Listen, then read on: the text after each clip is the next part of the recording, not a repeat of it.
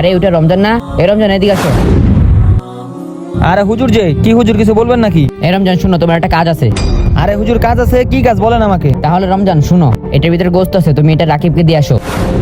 আরে হুজুর এটার ভিতরে গোস্ত আছে, তাহলে এটার ভিতর থেকে এত গন্ধ আসতেছে কেন? তোমার এত কিছু বোঝার দরকার নেই, এটার ভিতরে কুকুরের গোস্ত আছে, তুমি এটা রাকিবকে দিয়ে আসো। ঠিক আছে হুজুর, যান তাহলে। আরে ও যে রাকিব ভাই, তার কাছে যাই। রাকিব ভাই, এই যে ইমাম সাহেব আপনার জন্য গোস্ত পাঠিয়েছেন।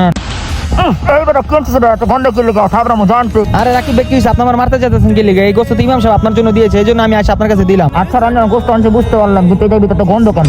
আর রাকিব ভাই গন্ধ তো হইবে, এটা তো গরুর গোস্ত না, এটা কুকুরের গোস্ত। ইমাম সাহেব দিল তাই আপনার কাছে দিলাম, নেন।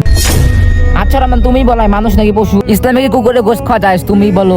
আরে রাকিব ভাই দাঁড়ান, এনে চাচাচিত্র কোনো বিষয় না, এনে কথা আছে, দাঁড়ান। আপনার কুকুরের গোস্ত খাতে পারবেন না, কুকুরের গোস্ত ইসলামে হারাম। তাহলে আপনি যেন প্রতিনিয়ত সুদ খাইতেছেন, সুদ খাওয়া কি ইসলামে হালাল নাকি? এটা আপনি আমাকে বুঝায় বলেন।